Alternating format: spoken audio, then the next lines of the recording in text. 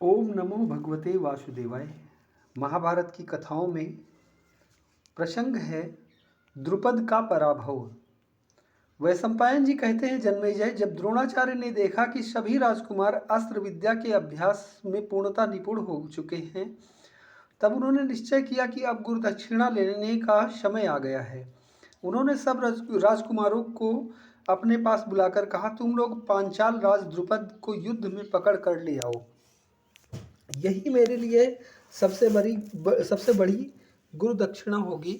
सबने बड़ी प्रसन्नता से गुरुदेव की आज्ञा स्वीकार की और उनके साथ शस्त्र धारण कर रथ पर सवार हो द्रुपद नगर की यात्रा कर दी। दुर्योधन, कर्ण, युयुत्सु, दुशासन और दूसरे राजकुमार पहले आक्रमण करके मैं पकड़ूंगा, ऐसा निश्चय करके आपस में स्पर्धा करने लगे। उन्होंने क्रमशः देश में और फिर राजधानी में प्रवेश किया। पांचाल राज द्रुपद ने बड़ी शीघ्रता से किले से बाहर निकलकर अपने भाइयों के साथ आक्रमणकारियों पर बाण वर्षा शुरू कर दी। अर्जुन ने दुर्योधन आदि कौरवों को बहुत घमंड करते देखकर पहले ही द्रोणाचार्य से कहा था, आचार्य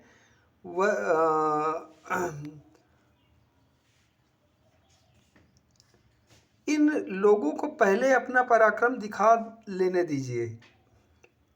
ये लोग पांचाल राज को नहीं पकड़ सकेंगे, इनके बाद हम लोगों की बारी आएगी। अर्जुन अपने भाइयों के साथ नगर के आधा कोस इधर ही ठहर गए थे।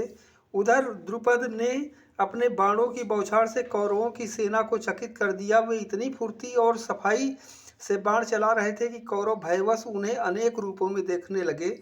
जिस समय द्रुपद घमासान बाण वर्षा कर रहे थे, उस समय शंख, भेरी, मृदंग और सिंहनाद से सारी राजधानी गूंज उठी। धनुष की टंकार आकाश का स्पर्श करने लगी। इधर दुर्योधन, विकर्ण, सुबाहु और दुशासन आदि भी बाण चलाने में कोई कोर कसर नहीं रखते थे। द्रुपद अलात चक्र अर्थात बनेठी की तरह घूम घूम कर अकेले ही सबका सामना कर रहे थे। उस समय पांचाल राज की राजधानी के सभी साधारण और असाधारण नागरिक, जिनमें बच्चे, बूढ़े और स्त्रियां भी थी, लाठी, मूसल आदि लेकर निकल पड़े और बरसते हुए बादलों के समान कौरवों पर टूट पड़े। कौरवों की सेना पर ऐसी मार पड़ी कि वे भयंकर मार के सामने एक क्षण भी नहीं ठहर सके। रोते चिल्लाते पांडवों के पास भाग आए। कौरवों का करुण क्रंदन सुनकर पांडवों ने द्रोणाचार्य के चरणों में प्रणाम किया और रथ पर सवार हुए। अर्जुन ने युधिष्ठिर को रोक दिया। नकुल और सहदेव को अपने रथ के चक्कों का रक्षक बनाया। भीमसेन हाथ में भीषण गदा लेकर सेना के आगे आगे स्वयं चलने लगे। अभी द्रुपद आदि वीर कौरवों को हराकर हर्षनाद ही कर रहे थे कि अर्जुन का रथ दिशाओं को गुंजायमान करता हुआ वहां पहुंचा। भीमसेन दंडपाणि काल के समान हाथ में गदा लेकर द्रुपद की सेना के भीतर घुस गए और गदा मार मार कर हाथियों के सिर तोड़ने लगे। उन्होंने हाथी, घोड़े, रथ और पैदल समस्त सेना को तहस नहस कर दिया। अर्जुन ने उस महान और विलक्षण युद्ध में बाणों की ऐसी झड़ी लगाई कि पांचाल राज की सारी सेना ढक गई।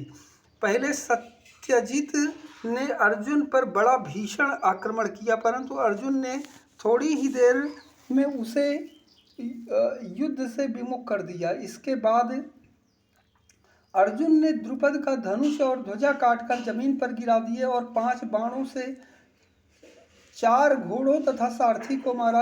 अभी द्रुपद राज का दूसरा धनुष उठाना ही चाहते थे कि अर्जुन हाथ में खड्ग लेकर अपने रथ से कूद पड़े और द्रुपद के रथ पर जा कर उन्हें पकड़ लिया।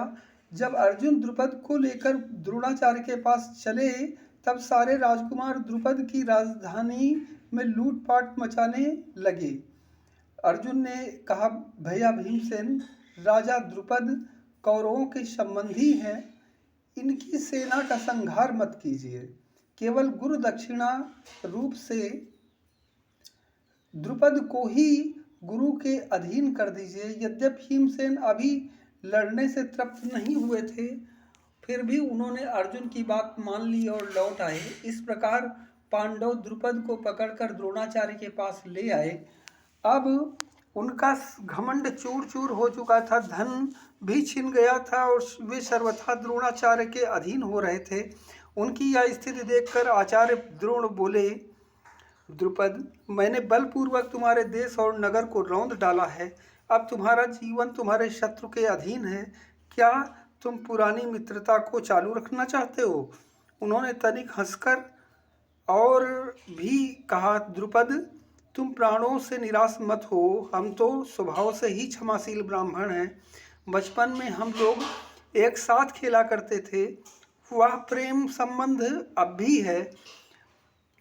राजन, मैं चाहता हूँ कि हम लोग फिर वैसे ही मित्र बन जाएं। मैं तुम्हें वर देता हूँ कि तुम आधे राज्य की स्वामी रहो।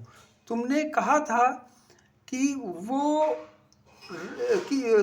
था कि जो राजा नहीं है वह राजा का सखा नहीं हो सकता, इसलिए मैं भी तुम्हारा आधा राज्य लेकर राजा हो गया हूँ। तुम गंगा जी के दक्षिण तट के राजा रहो और मैं उत्तर तट का।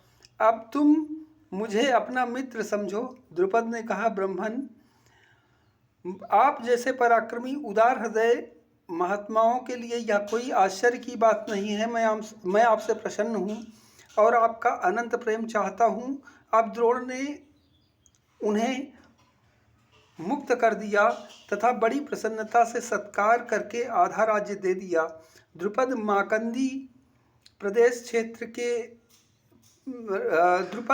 माकंदी प्रदेश के श्रेष्ठ नगर काम्पिल्य में रहने लगे और उसे दक्षिण पांचाल कहते हैं।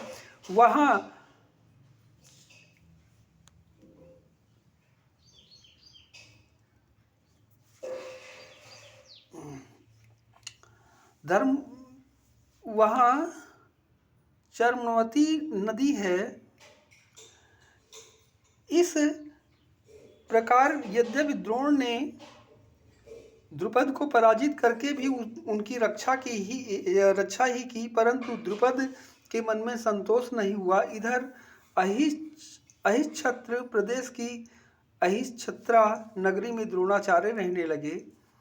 अर्जुन के पराक्रम से ही उन्हें यह राज्य प्राप्त हुआ था। ओम नमो भगवते वासुदेवाय।